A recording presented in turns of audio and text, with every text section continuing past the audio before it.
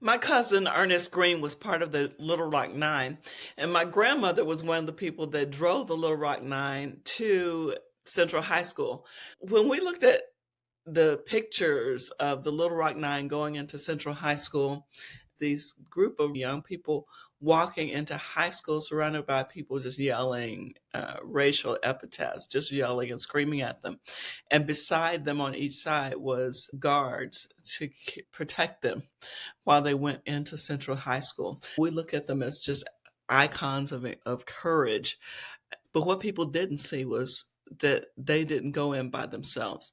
When they walked in with more people than were yelling at them. They walked in with more guards around them than the security guards because their whole community coalesced around them.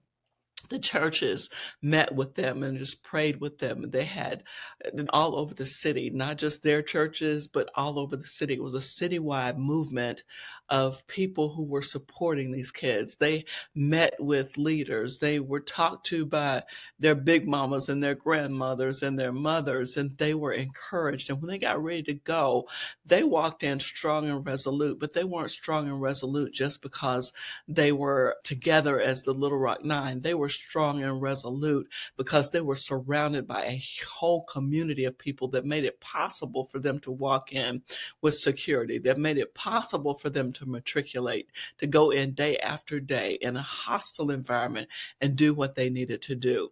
And how many of you know right now that there's a hostile environment for believers? There's hostile environment for people who really hold true to the doctrine of Jesus Christ, who love him, who love others with all their heart, mind, soul, and strength, even as they love the Lord.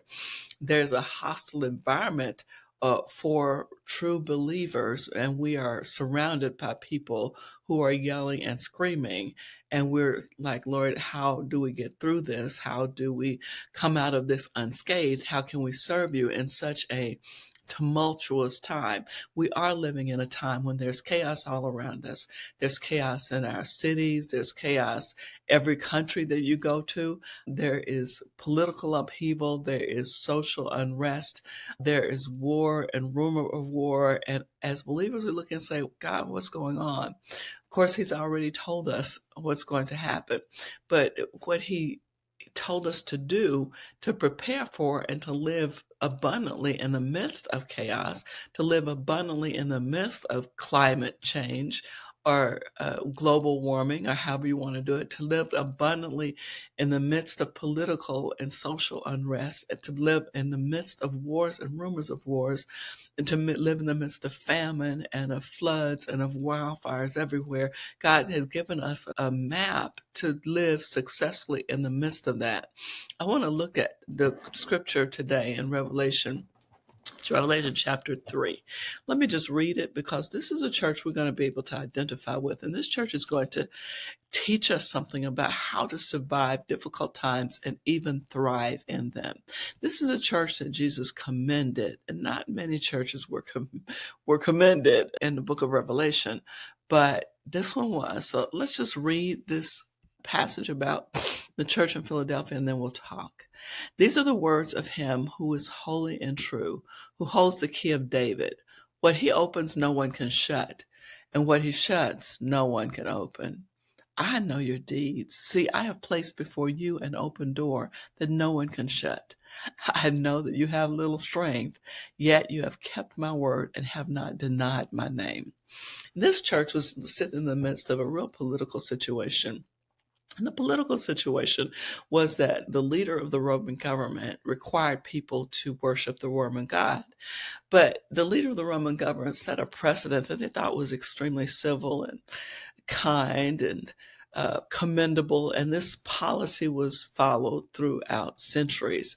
But his policy was, if you're a Christian, just don't say you're a Christian. If you're a Christian, you can be a Christian, just don't say you're a Christian and don't flaunt it or anything like that. And don't upset anybody, because if anybody comes to the court and accuses you of being a Christian, there's going to be a problem. If they accuse you and they're willing to write it down and write a complaint against you about being a Christian, then what I will do is to have a trial. And in the trial, what's going to happen is, well, not going to be good for you. You get a chance, though. I'll give you a chance. I'm civil. I'm cooperative. I'm going to give you a chance. You can deny Christ. And if you will deny Christ, then I'm going to just make sure that you're sincere. And I'm going to do that by having you to worship a Roman God. Now, if you deny Christ and worship a Roman God, I'm going to be convinced. And you can leave. Go about your day. Have a good day. But if you won't, you will be executed. So these people were living on the edge of execution day in and day out because they didn't know if they woke up that morning, if they were going to be filed against, which I'm sure made them pretty hesitant to get people upset. Again, if I would go back to the analogy in the 60s, I had an uncle, and great uncle, really, and he had opinions and he wanted to express them. And he did. He expressed his opinions to the wrong people. And the people that he expressed his opinions to, it was prior to the civil rights movement, decided that they didn't like what he said. And what they did was they tied him up, put him on the railroad track, and they stayed there until the train was coming, just to make sure nobody rescued him. And when the train was coming, they backed away and they watched the train run over my uncle. They were happy and excited because they had gotten rid of someone who had the audacity to speak up.